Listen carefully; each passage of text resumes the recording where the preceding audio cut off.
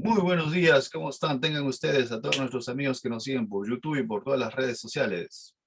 El día de hoy tenemos un invitado muy especial, así es que nos vamos desde los Alpes suizos, nos vamos hasta los Andes peruanos, no, hasta los Andes chilenos, donde nuestro hermano Gustavo Dupré tiene el repaso de la lección el día de hoy. Aprovecho para darle la bienvenida a nuestra hermana Kiara que se acaba de conectar. Gustavo, el tiempo es tuyo. Gracias, Tito. Y está muy bien la confusión, ¿cierto? Porque aquí nosotros... ¿No se escucha? Se escucha. Bien. Que compartimos, ¿cierto?, la misma cordillera de los Andes. Así que está muy bien. Aquí atrás mío está, no se ve por la pared. Creo que hay un problema, Gustavo, no te escuchamos. No, sí, sí, ¿No? sí, ¿No me sí, escucha? sí, se lo escucha, sí, sí se lo escucha. Creo que Tito no me escucha. ¿Tito me escucha? ¿Tito? No creo que Tito no me escuche. Se muteó, creo, Tito.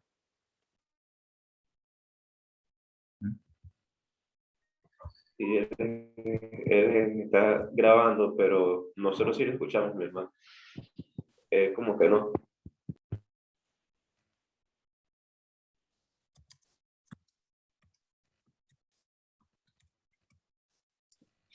Dice que sí se escucha. ¿Pero A tú me ver. escuchas, Tito? Ahora sí, disculpen.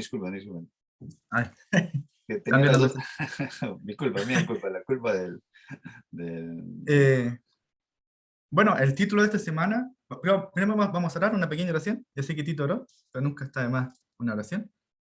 Así que oremos bien cortito.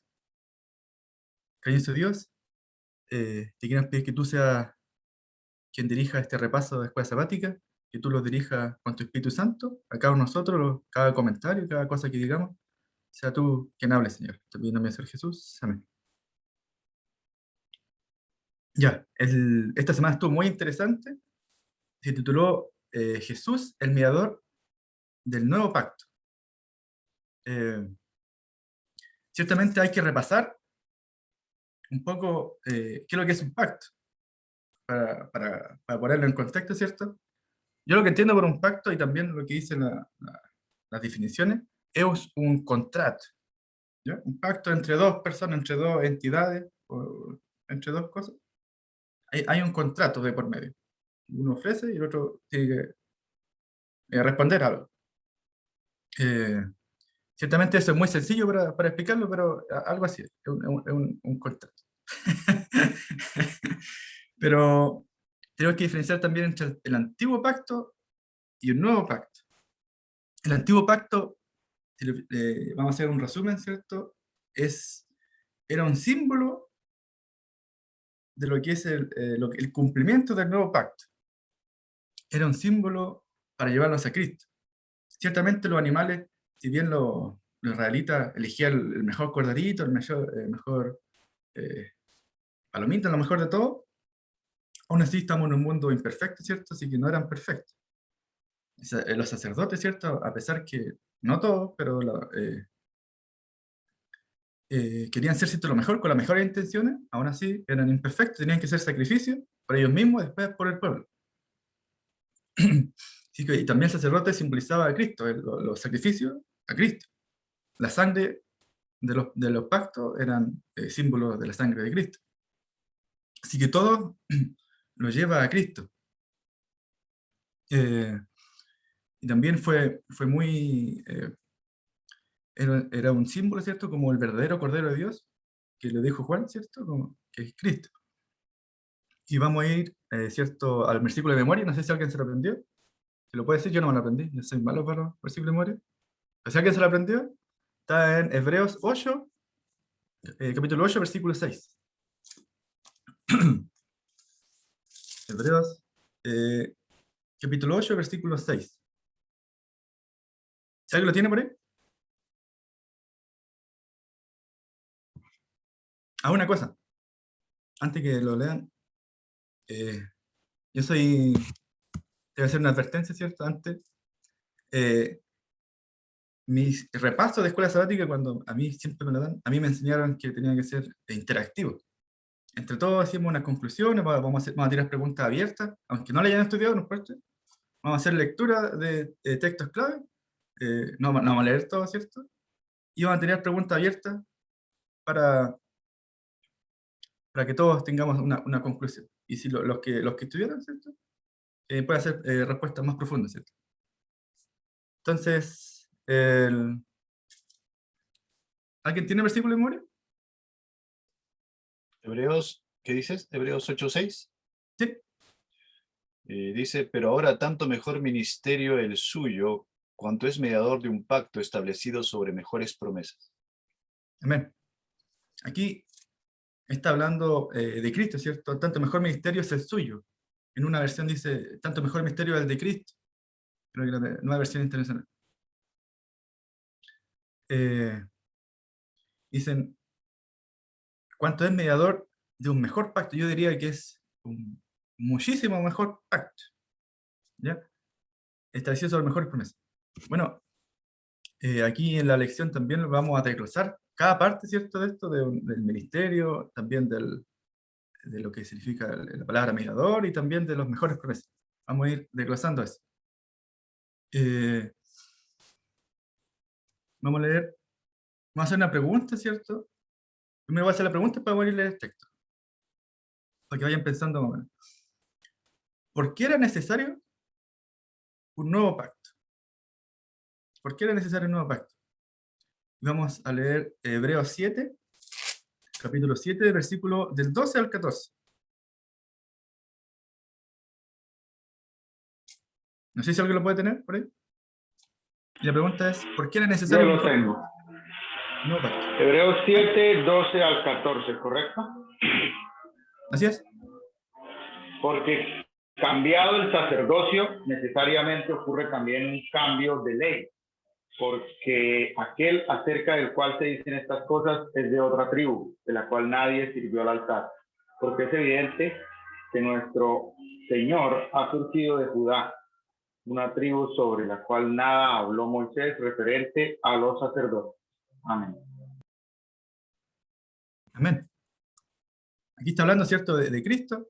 Entonces, ¿por qué era necesario un nuevo pacto?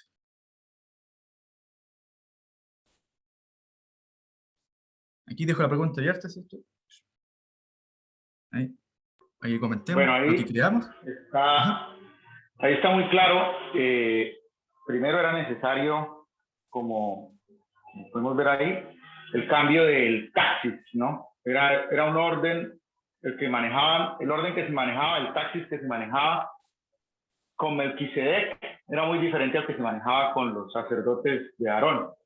Entonces habían varias características que pues los señalan como un sacrificio diario, un sacrificio propio, no podían ser reyes, y esto fue algo, y venían de la tribu de Leví, algo que definitivamente Cristo no cumplía ninguno de estos, porque primero no era la tribu de Leví, no tenía que hacer un sacerdote diario porque él es santo, su sacrificio era único y no necesitaba más sacrificios, ellos sí necesitaban uno diario y por ellos mismos.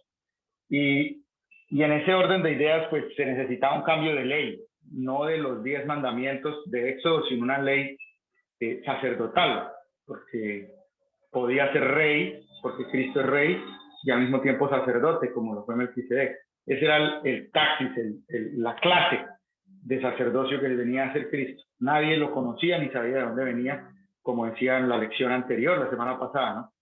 Entonces, ese era el cambio que se necesitaba para poder lograr que Cristo fuera el sacerdote, rey, y lo que es para nosotros, mediador también. Así es, Alejandro. Aquí el taxi, ¿cierto? El cambio de ley. Aquí no está hablando de los 10 mandamientos, ¿cierto? Está hablando del cambio de ley sacerdotal, como decía Alejandro, que era que los sacerdotes venían del pueblo de Israel, venían de los levitas, ¿cierto? Aquí, y Jesús, como dijo Alejandro, es el cumplimiento de todo. Si había un símbolo, ¿cierto? Ese símbolo no podía cumplirlo, pero sí Cristo. También se habla de un cambio de ley. Ya.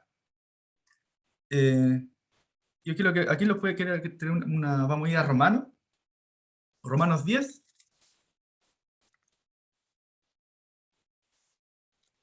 Romanos 10, versículo 4. Romanos 10, versículo 4. ¿Será que lo puede tener por ahí? ¿Puede dar lectura? Y la pregunta es, un momento, dice la pregunta es, ¿por qué la ley, estamos hablando de los 10 mandamientos, ¿ya?, no los puede salvar? ¿Y cuál es el papel de la obediencia en nuestras vidas? ¿Y cuál es el papel de la obediencia en nuestras vidas? Ahora sí, Tito. Tito, ¿no? Romanos 10:4. Ajá. Porque el fin de la ley es Cristo, para justicia a todos, a todo aquel que cree. Ya. Ahora repito la pregunta, para que comentemos. ¿Por qué la ley no los puede salvar? ¿Y cuál es el papel de la obediencia en nuestras vidas? Se puede decir en el pacto. ¿Y por qué sigue siendo tan importante la obediencia en nuestras vidas?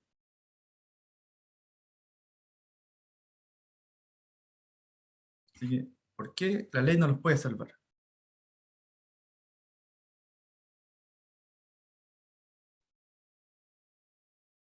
¿Qué creen ustedes? Bueno, yo creo que Pablo mismo también habla por ahí en Romanos, dice que la ley en sí es muerta, ¿no? Ella solamente nos muestra lo que estamos haciendo mal, porque el fin de ella es que vayamos a quien nos puede limpiar, a quien nos puede ayudar a hacer las cosas bien. Nosotros, como decía Tito al principio, por más que queramos hacer las cosas bien, no podemos, porque somos humanos, pero solo yendo a Cristo podemos hacerlo. Si no tuviéramos esa ley que nos muestra que estamos haciendo mal, porque el mismo que dijo no matarás es el mismo que dijo no adulterarás. Entonces, si no nos damos cuenta, si nadie me enseña que eso está mal, no voy a tener la necesidad de ir. Y la obediencia es necesaria para que una vez con Cristo nos mantengamos a Él, pegados a Él, en Él, y no volver a caer de donde Él nos sacó. Como cuando yo me voy con mi hijo a caminar a una montaña y yo le doy ciertas reglas para que no le vaya a pasar nada porque el camino es peligroso, pero resulta que no cumplió una de ellas y cayó al hueco.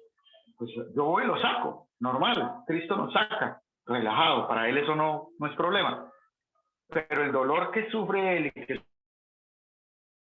es inmesurable. Entonces lo que yo quiero es que mi hijo me siga las reglas para no tener que volver a sacarlo, para que no sufra. No es porque no pueda salvarlo, yo lo puedo salvar siempre que se arrepienta, porque 7 veces cae justo y 7 veces se levanta. Pero la idea no es pasarnos la vida en el hueco, porque mi papá me va a sacar. La idea es no volver a pecar, obedecer las reglas que mi papá me dijo para que yo no me resbale y vuelva a sufrir, y estar siempre pegado a Él. Y así poder cumplir lo que Dios manda, pero pegados a Él, porque separados de mí, nada soy. Esta es la obediencia que necesitamos mantener siempre, todos los días, cada segundo, cada momento. Ahorita cocinando, pensando, hablando, en todo momento, Cristo pegados a Él para poder ser obedientes. Solos por nuestra cuenta no podemos. Así, Alejandro. ¿Y quién de nosotros no ha hecho la promesa? No, Señor, yo no voy a pecar más, yo voy a enderezar mi vida. ¿Y cuánto lo ha durado? ¿Cuánto ha durado esa promesa que nosotros hemos hecho con Dios? Quizá horas, días, semanas, quizás meses, pero aún así caemos, ¿cierto? Pero como dijo Alejandro, eso los lleva a Cristo, porque nosotros los ponemos impotentes, porque yo no puedo. Y también la ley no los salva, como dice en Romanos. Pero el fin, el objetivo de la ley es Cristo, así como también el antiguo pacto, que era en el santuario, ¿cierto? Y todo, lo llevaba a Cristo, todo era un símbolo de Cristo. También la ley lo lleva a Cristo. Y vamos a volver a Romanos 8.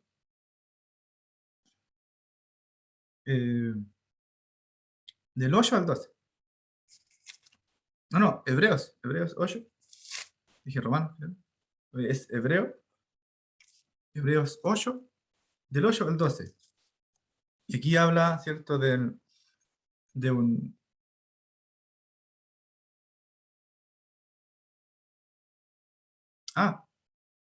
Dicen, si la ley no te salva, o si la ley te lleva a Cristo, entonces, ¿por qué dices que la ley no te salva? Porque Cristo te salva. Cristo es el que te salva. La ley, no. Si nosotros fuéramos por ley, nadie se salvaría. Porque todos somos pecadores. Nadie en el mundo, dice en un versículo, no sé dónde está, si me puede ayudar, pero nadie es sin pecado aquí en la tierra, solamente Cristo. Mm. ¿Tito quiere decir algo? No hay justo ni uno solo. Así Lo es. que, eh, lo que, lo que, yo pienso que existe una pequeña laguna ahí en la pregunta que dice Edwin. Dice, si la ley te lleva a Cristo, entonces, ¿por qué dices que la ley no te salva? A ver, lo que exige la ley es una perfecta obediencia, ¿no? Lo que exige la ley es una perfecta obediencia. Y es por eso que el salmista dice, no hay nadie perfecto.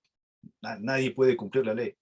¿Qué quiere decir obediencia perfecta? Quiere decir que desde que tú naces, o sea, antes de ti, desde que tú naces no pecas, tú obedeces la ley y la sigues durante toda tu vida, ¿no? En pensamiento, en obras, en el corazón, en todo. Y eso es imposible para el hombre, porque como lo has dicho hace un momento tú, lo ha dicho Alejandro, no podemos obedecer, porque nuestros pensamientos se van, siempre se van, siempre se van. Entonces, ¿qué es lo que pasa? Cristo obedeció la ley, perfecta. No, todos sus pensamientos estaban consagrados, toda su vida estaba consagrada. Él no pecó, ¿no? Ni en pensamiento. Dice, el diablo no podía. Entonces, él obedeció la ley por nosotros. Entonces, ¿qué es lo que hacemos? Como yo no puedo atarme a eso, o sea, yo no puedo obedecer, entonces, ¿qué hago? Reconociendo mi debilidad, entonces, ¿qué voy? Voy a Cristo, ¿no? Entonces, esa ley que yo no puedo obedecer me lleva a Cristo, porque me muestra mi debilidad, me muestra lo que soy, es como un espejo, me muestra que yo no puedo, entonces me aferro a Cristo. Y es ahí que Cristo, su perfecta obediencia, la pone en mí, lo que llamamos justificación por la fe. Su perfecta obediencia la pone en mí. Y ahí es donde me hace salvo. Y la otra cosita que yo quería decir es que, por ejemplo, Pablo, o nosotros conocemos esto como ley, ¿no? Para Elena de White, en el libro Educación, ella no lo toma como si fuese la ley, dice. Ella dice, todo lo que Dios expresó, todos los estatutos que salen de la boca de Dios, dice, son promesas. Ella dice, sí, son promesas. Y es que nosotros nos olvidamos de esa parte, dice, son promesas. Y cuando tú te pones a pensar, eso tiene que ver mucho con Cristo. Eso te lleva a Cristo. ¿Por qué? Porque Cristo te dice, yo te prometo que si estás conmigo, pues tú no vas a adulterar. Yo te prometo que si estás conmigo, tú vas a honrar a tu padre y a tu madre, no tendrás dioses ajenos, ¿no? Yo te prometo, y esa es la relación estrecha entre Cristo y nosotros. Yo te prometo que si estás conmigo, pues tú vas a cambiar de vida, no vas a codiciar. Yo te prometo que tú no tendrás otros dioses, yo estaré en tu vida, yo te prometo que guardarás el sábado, yo te prometo, pero si estamos en Cristo, ¿no? Esa es la relación que dice, eso está en el libro de Educación de Elena de White y lo explica muy bonito, ¿no? Solamente quería decir esto a usted. Si quieres, leo el texto que me ha dicho. No, Tito, está bien. Sí, ahí, el que tenga duda, igual lo puedo buscar. Quería añadir una cosa. Cuando el Dios saca al pueblo de Egipto, los pone a salvo, ¿cierto? Y después les da el pacto, les da las leyes. Así que en nuestra vida es lo mismo. Nosotros somos salvos. Dios los saca de ese hoyo del pecado y después nos muestra, ¿cierto? Sus leyes, lo que Él quiere también de nosotros, que para nosotros mismos es mejor, que son mejor para nosotros, para nuestras vidas. Y eso, así que primero Dios los salva y después Dios hace un pacto con nosotros, pero primero Dios los salva. Así que nosotros no obedecemos y después somos salvos. Es al revés. Primero Dios los salva, después nos muestra el, lo que es mejor para nuestra vida. El siguiente día, ¿cierto? Decían nuevo y renovado. ¿Qué querrá decir esto? Vamos a ir a Hebreos 8. ¿Sí? Hebreos 8, del 8 al 12. Lo leo, Hebreos 8, del 8 al 12. Y la pregunta es, ¿qué nos enseña esto sobre la naturaleza del nuevo pacto? Esa es la pregunta. ¿Qué nos enseña esto sobre la naturaleza del nuevo pacto? Hebreos 8, del 8 al 12. Así. Ok. Dice, porque reprendiéndolos dice, he aquí vienen días, dice el Señor, en que estableceré con la casa de Israel y la casa de Judá un nuevo pacto, no como el pacto que hice con sus padres el día que los tomé de la mano para sacarlos de la tierra de Egipto, porque ellos no permanecieron en mi pacto. Y yo me desentendí de ellos, dice el Señor, por lo cual este pacto que haré con la casa de Israel después de aquellos días, dice el Señor, pondré mis leyes en la mente de ellos y sobre su corazón las escribiré, y seré a ellos por Dios, y ellos me serán por mi pueblo. Y ninguno enseñará a su prójimo, ni ninguno a su hermano, diciéndole, conoce al Señor, porque todos me conocerán, desde el menor hasta el mayor de ellos, porque seré propicio a sus injusticias y nunca más me acordaré de sus pecados y de sus iniquidades. Ese Tito, aquí está citando, ¿cierto?, a Jeremías 31. Aquí Pablo. Entonces la pregunta es, ¿qué nos enseña esto sobre la naturaleza del nuevo pacto?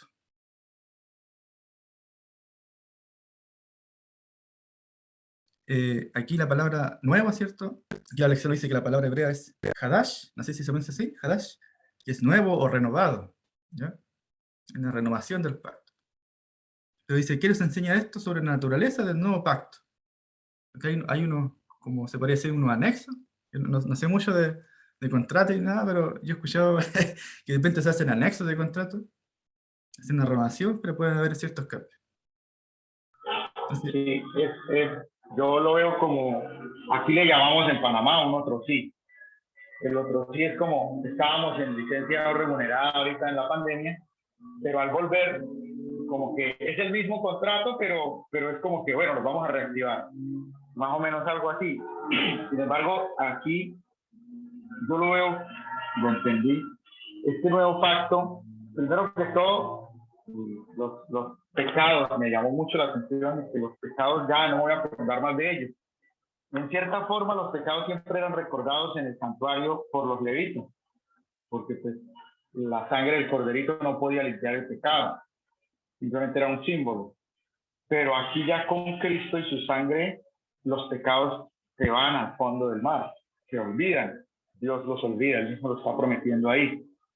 Y esta es una de las características de este pacto. Lo otro, que a veces tendemos a malinterpretar, es que como es nuevo pacto, ustedes son los del antiguo pacto. Y de hecho algunas Biblias, la textual dice así, la textual no se divide en Antiguo Testamento y Nuevo Testamento, se divide en Antiguo Pacto y Nuevo Pacto. Entonces, de ahí se pegan muchos para decir, no, ustedes son los del Antiguo Pacto, eso ya se acabó.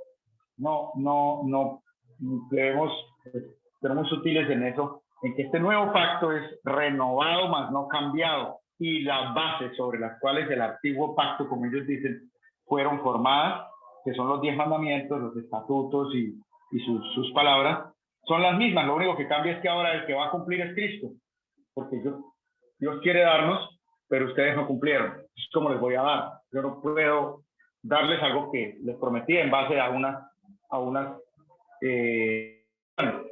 entonces voy yo mismo, las cumplo y ahora sí le doy lo que les quiero dar, porque quiero darles esos beneficios. Es como el nuevo pacto, pero de quien lo va a cumplir, pero las promesas y los requerimientos son los mismos. Yo tengo que cumplir con eso, los 10 mandamientos y sus estatutos. así Alejandro, dicen, Goldberg dicen, son las mismas. Así es. O sea, yo igual veo una diferencia, no sé qué opinan ustedes. Dicen, son las mismas, pero dicen, porque antes fueron escritas en tablas, ¿cierto? Fueron escritas en tablas de piedra. Pero después ahora dice, pondré mis leyes en la mente de ellos. Y sobre sus corazones las escribiré, o sea, aquí. y seré ellos por Dios, y ellos serán mi pueblo. Bueno, eso es lo mismo, pero hay una diferencia, ¿cierto? El pueblo, antes el pacto fue escrito, ¿cierto? En tabla, ahora está escrito en los corazones. ¿Wolfram? Sí, sí hay una gran diferencia, y de hecho Hebreos la comenta, ¿no? Y es el hecho de que antes ellos lo veían de lejos, ahora para nosotros se ha cumplido ya. Pero es interesante, y yo quiero aprovechar la oportunidad de lo que usted ha compartido, y Alejandro también, para dejar en nuestra mente, y eso que él hablaba, se habla de antiguo y de nuevo, pero es una reafirmación de un pacto que incluso se hizo antes que nosotros siquiera existiéramos, el pacto eterno, que está hecho bajo los mismos pactantes, el Padre y el Hijo, bajo las mismas promesas, bajo los mismos principios que son los mandamientos, que sea que los veamos como 10 o que los vean como 2, como amor al prójimo, como amor a Dios, sobre todas las cosas, como amor al prójimo, igualitos siguen siendo los mismos principios. Pero lo bonito y hermoso de esto es que ahora vemos el cumplimiento, porque siempre la promesa fue Jesús.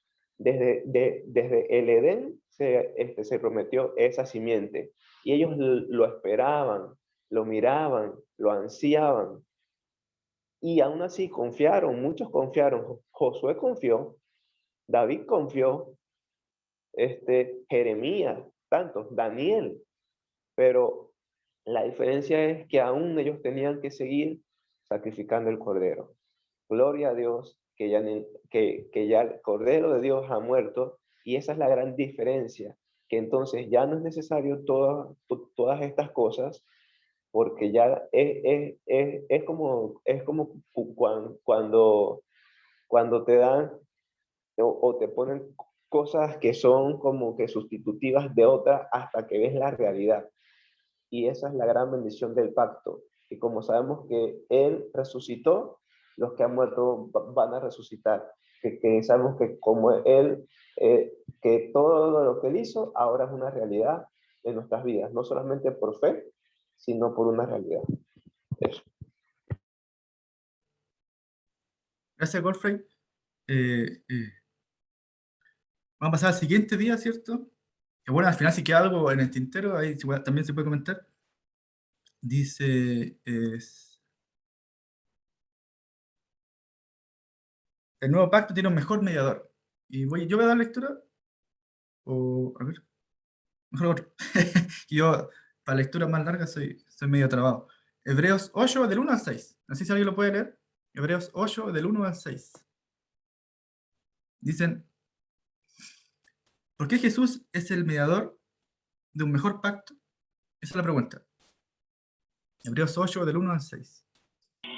Ok, Hebreos 8 del 1 al 6. Ahora bien, el punto principal de lo que venimos diciendo es que tenemos tal sumo sacerdote que se sentó a la diestra del trono de la majestad en los cielos, servidor de las cosas santas y del verdadero tabernáculo que erigió Adonai, y no el hombre, porque todo sumo sacerdote es constituido para presentar ofrendas y sacrificios, por lo cual es necesario que también éste haya tenido algo que ofrecer.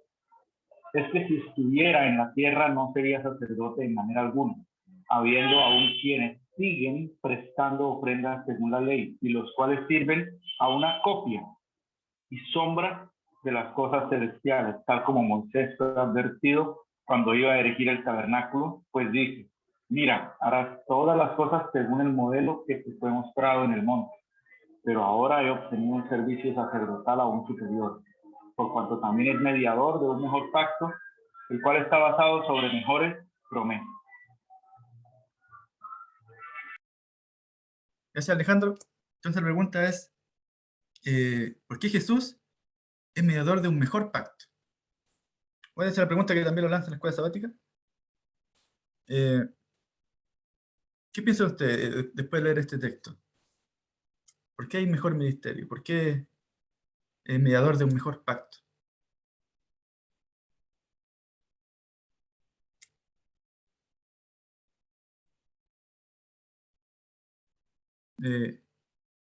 Nayibé, ¿sí? Adelante. Gracias.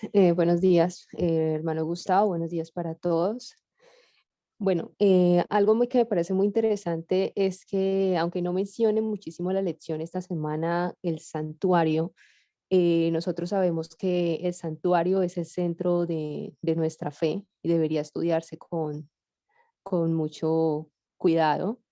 Y creo que nos está dirigiendo a eso, a lo que se cumplió, a cómo se unió el símbolo con la realidad allí cuando Jesucristo vino, cómo los ritos que realizaba el pueblo de Israel, estaban señalando lo que Jesús vendría a ser. Lo que Jesús hizo cuando vino y murió en la cruz, ratificó todos esos ritos, ratificó todo aquello que Dios, ese primer pacto que Dios había hecho con el pueblo de Israel. Entonces, la importancia que yo veo de manera general es eso, cómo cuando el símbolo se une con la realidad, ratifica, ese sacrificio de Jesucristo ratifica el primer pacto. Entonces, la importancia que cobra es que ese sacrificio de Jesucristo perfecciona el nuevo pacto. Cuando Dios dice que desea escribir esa ley ya no en tablas de piedra, sino en nuestro corazón, es que quiere conectar con nuestra mente. Y aunque ustedes mencionaron hace un rato, lo que significaba guardar o no la ley o cómo guardar la ley, en el libro, a ver si me acuerdo, Palabras de vida del Gran Maestro menciona que no se puede enseñar la ley sin el Evangelio y el Evangelio sin la ley. A nosotros comprendemos eso, allí vemos ratificando una vez más cómo está conectado ese ministerio sacerdotal, sumo sacerdotal de Jesucristo, y es lo que debemos entender a través de esta lección también. Entonces yo creo que allí es donde cobra importancia, cómo se unió ese símbolo con la realidad. Y ahora ese pacto debe estar escrito en nuestra mente, en nuestro corazón, tallado allí en nuestra mente. Tal vez sea a veces difícil para el ser humano comprender cómo puedo yo guardar los mandamientos, cómo puedo agradar a Dios. Cuando nosotros vemos lo que Jesús hizo en la cruz y yo miro a Jesús y digo que Él murió por mí, Él es quien me fortalece, quien me permite, cuando yo dejo de mirarlo a Él, empiezo a pecar, empiezo a irme más allá de lo que probablemente podría imaginar en los caminos del pecado. Entonces, yo no puedo sola guardar la ley. O sea, Dios le exigió a la primera pareja que guardara los mandamientos. Ellos hacían sacrificios, pero esos sacrificios no eran suficientes. Ahora Jesús es suficiente. Jesús hizo un sacrificio perfecto de una vez y para siempre. Entonces, creo que cuando tal vez nos desanimamos al pensar, ¿cómo puedo yo agradar a Dios? ¿Cómo puedo yo guardar los mandamientos? Es eso, es mirar ese sacrificio que Jesús hizo en la cruz y decir, tengo un garante, tengo alguien que interviene por mí y ahora está en el santuario celestial. Vino, cumplió su promesa, se ratificó el primer pacto, ahora hay un nuevo pacto, hay un mejor pacto, este pacto es perfecto y es para siempre. Y esa es la esperanza que debe haber en el pecador. No mirar mi justicia propia, sino ahora la justicia de Cristo. Feliz día. Muchas gracias, hermana. Nayibé, muy cierto, sus comentarios. Y claro, aquí la lección, ¿cierto? Lo lleva como al griego, ¿cierto? Que la palabra es mesites, creo, no sé, mediador, que es como, al final, en el español se podría decir que es un garante, una garantía, un fiador, que es el cumplimiento, como dijo Nayibé, de todo lo que es el símbolo del antiguo pacto, con Cristo se cumple. Con Cristo se cumple y a la perfección, y una vez para siempre. Creo que se nos fue el tiempo, vamos a ir bien volando. Se comenta también, el nuevo pacto tiene mejores promesas.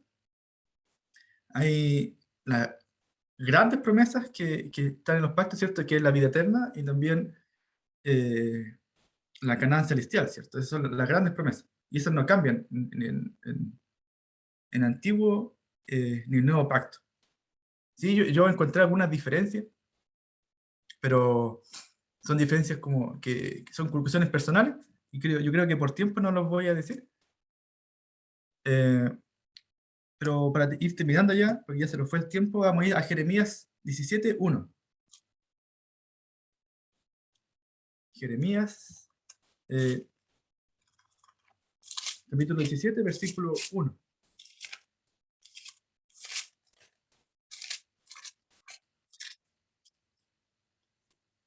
No sé si algo lo tiene por ahí. Jeremías 17, capítulo 1. Capítulo 17, versículo 1.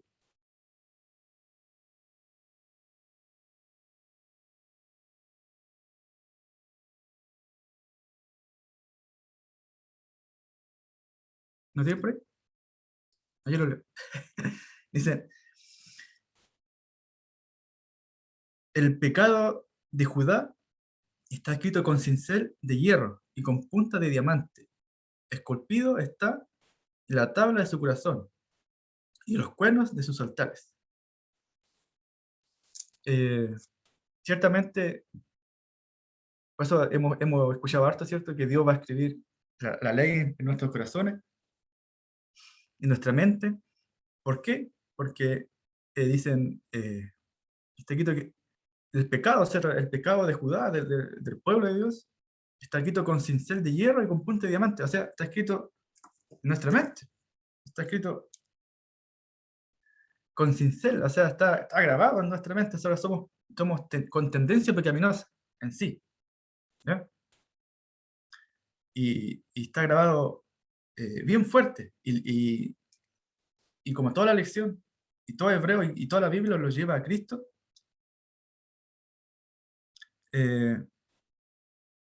la única salvaguardia que tenemos nosotros es ir a los pies de Cristo. Porque nosotros somos malos de corazón,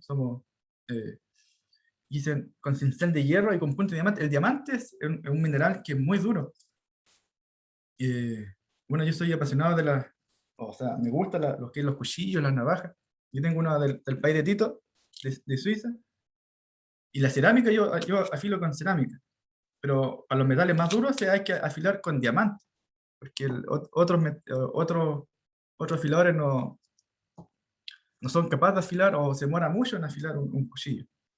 Así que el diamante aquí ocupa un elemento bien duro, con muchas propiedades, para tratar de transmitir, ¿cierto?, que nosotros somos malos de corazón, a pesar que nosotros podemos hacer cosas buenas, pero nuestra tendencia es al mal.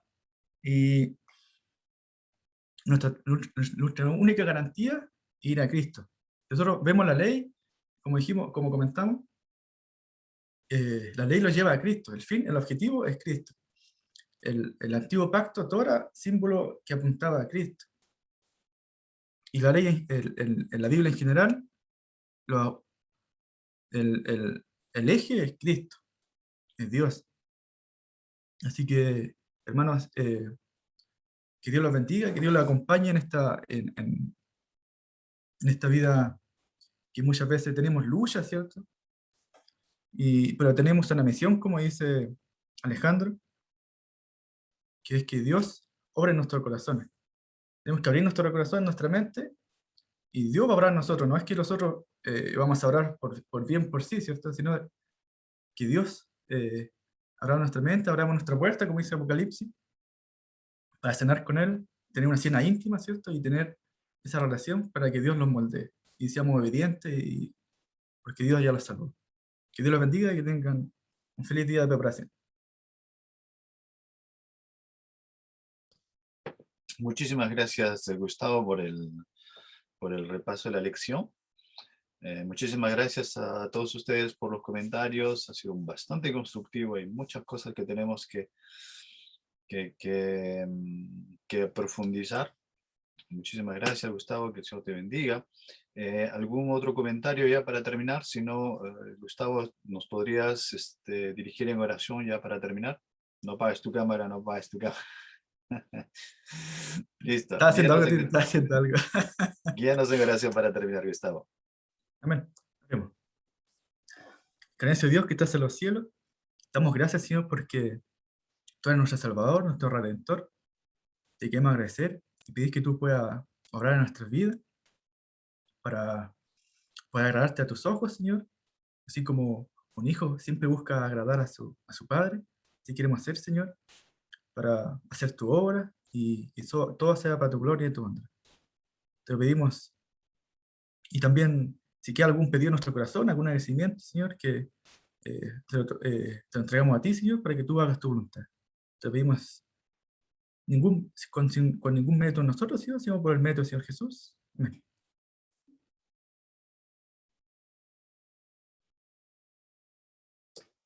Muchísimas gracias a todos ustedes por la participación. Nos esperamos, ya saben que todos los días, de lunes a viernes, tenemos el repaso de la lección a la misma hora y por el mismo canal. Los invitamos esta noche a la recepción de sábado vía Instagram con el grupo de la GPS. Y el domingo tenemos el repaso de la lección, pero un poquito más tarde, en horarios de Latinoamérica. ¿No? Que Dios los bendiga y no se vayan que tenemos la foto todavía. Listo, nos vemos. Chau.